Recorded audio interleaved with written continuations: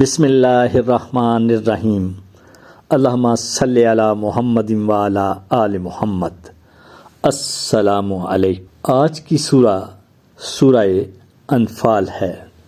سورہ انفال قرآن مجید کی 8ویں سورہ ہے اور مدنی سورتوں میں سے ایک سورہ ہے جو 9ویں اور 10ویں پارے میں موجود ہے۔ نزول کے لحاظ سے یہ 88ویں سورت ہے اور اس کی 75 آیات، 1244 الفاظ اور 5388 حروف ہیں۔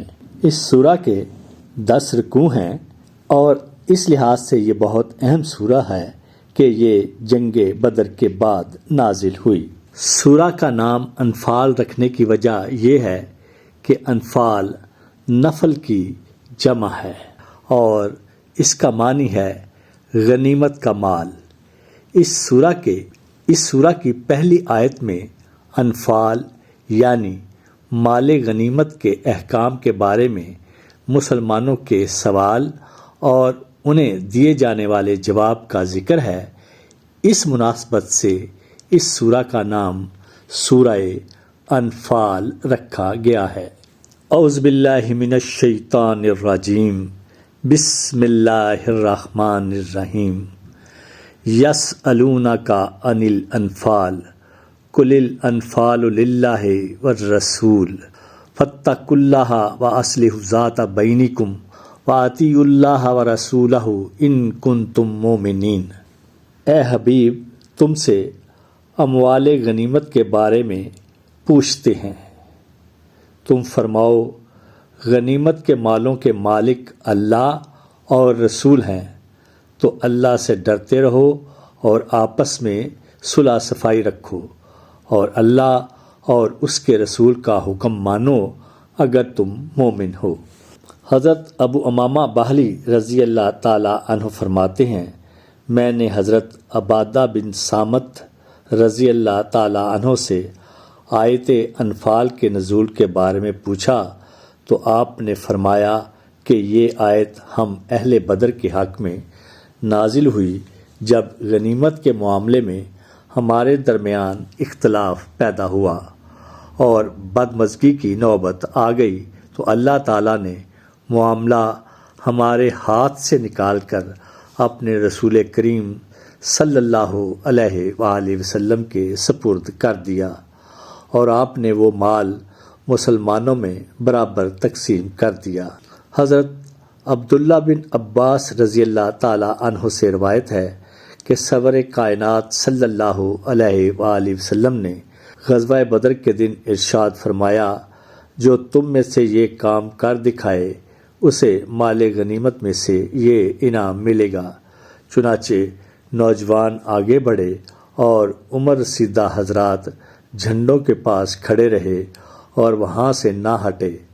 جب اللہ تعالیٰ نے کافروں پر فتح عطا فرمائی تو بوڑھوں نے فرمایا، ہم تمہارے پشت پناہ تھے، اگر تمہیں شکست ہو جاتی تو تم ہماری طرف آتے، لہٰذا یہ نہیں کہ غنیمت تم لے جاؤ اور ہم خالی ہاتھ رہ جائیں۔ جوانوں نے اس بات سے انکار کیا اور کہا کہ رسول اللہ صلی اللہ علیہ وآلہ وسلم نے ہمارا یہ حق مقرر فرمایا ہے۔ اس پر یہ آیت نازل ہوئی۔ سورہ انفال کے اہم مضامین میں پہلے سب سے مال غنیمت کا 5واں حصہ اللہ تعالیٰ اور اس کے رسول کے لیے اور نبی پاک صلی اللہ علیہ وآلہ وسلم کے قریبی رشتہ داروں اور یتیموں، مسکینوں اور ضرورت مند مسافروں کے لیے ہے۔ باقی 4 حصے غازیوں میں تقسیم کیے جائیں گے۔ آیت نمبر 2 سے آیت نمبر 3 تک جب مومنین کے سامنے اللہ کا ذکر کیا جاتا ہے تو ان کے دل نرم ہو جاتے ہیں کہ تلاوت کی آواز سن کر ان کا ایمان اور زیادہ مضبوط ہو جاتا ہے اور وہ اپنے رب پر توکل کرتے ہیں، نماز قائم کرتے ہیں اور وہ اللہ تعالیٰ کی راہ میں اللہ تعالیٰ کے دیے ہوئے رزق میں سے خرچ کرتے ہیں۔ پھر اس کی آیت نمبر 9 تا 10 میں مسلمانوں کو جنگ بدر کے موقع پر 1000 فرشتوں کے ساتھ مدد کا وعدہ کیا، خوشخبری دی، اور اس طرح ان کے دلوں کو اطمینان نصیب ہوا۔ اسی طرح آیت نمبر 11 میں اللہ تعالیٰ نے مسلمانوں کو بتایا، میں نے جو بارش اس موقع پر برسائی تو اس سے مسلمان پاک صاف ہو گئے اور ان کے پاؤں مضبوطی سے جم گئے۔ پھر اسی طرح اگلی آیت میں فرمایا کہ میدان بدر میں نبی پاک صلی اللہ علیہ وآلہ وسلم نے مٹھی بھر کنکریاں کفار کے لشکر پر پھینکی، یہ ریت کے ذرات وسیع رقبے پر پھیلے، کافروں کے لشکر کے ہر فرد کی آنکھوں میں پڑے، سب دیکھنے سے معذور ہو گئے، وہ ایسے ڈرے کہ اپنے مقتولوں کی لاشیں چھوڑ کر بھاگ گئے۔ واقعے کی منظر کشی اللہ تعالیٰ نے بڑے پیارے انداز میں فرمائی کہ اے حبیب، جب آپ نے کفار کی کنکریاں پھینکی تو آپ نے نہیں پھینکی بلکہ اللہ نے پھینکی۔ اس کے علاوہ اس سورہ میں مجاہدین کے بہترین اخلاق و کردار کی وضاحت کی گئی۔ مجاہدین کو بغیر کسی دنیاوی لالچ کے صرف توکل علی اللہ اور رضائے الہی کو ہی مقصد اعلیٰ بنا کر حق و صداقت کے لیے لڑنا چاہیے۔ اس کے بارے میں بیان فرمایا، قیدیوں، منافقین اور مشرکین مکہ کے ساتھ ایسا بہترین سلوک کرنے کی تاکید کی گئی کہ جو بے مثال تھی، اور اسلام کے ماننے والوں کے بلند اخلاق اور مذہب اسلام جیتتی جاگتی تصویر تھی۔ پھر اسلامی مملکت کا بنیادی دستور، جنگی اصول اور غیر مسلم ممالک میں مسلمانوں کے قیام کی قانونی حیثیت مقرر کر دی گئی۔ حق و باطل کی جنگ، حق کو باطل سے خوفزدہ نہیں ہونا چاہیے۔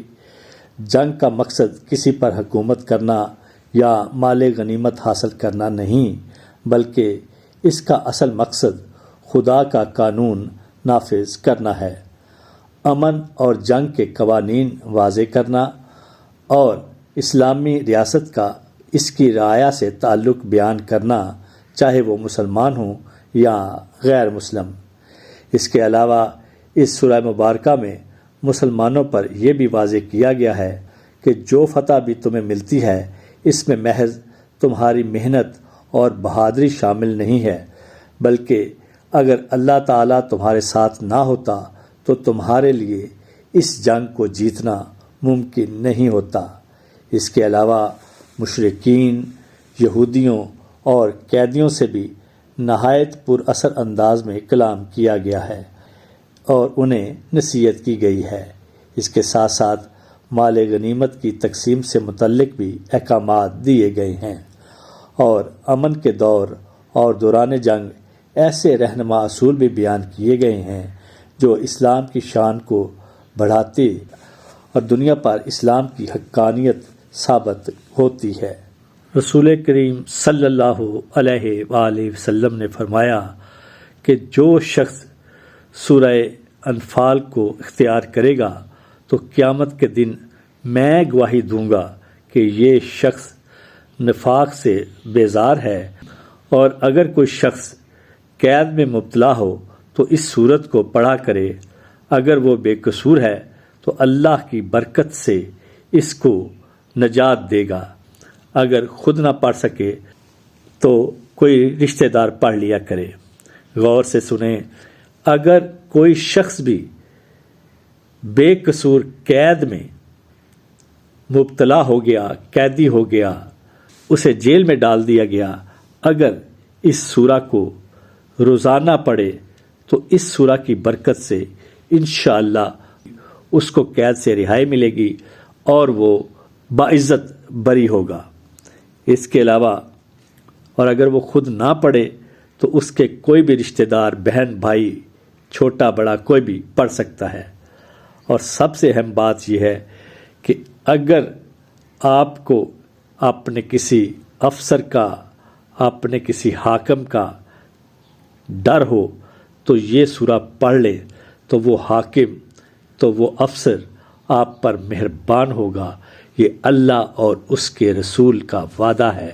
نبی پاک صلی اللہ علیہ وآلہ وسلم نے خصوصی طور پر یہ فرمایا کہ اگر یہ صورت پڑھ لی جائے تو اس پر حاکم مہربان ہوگا۔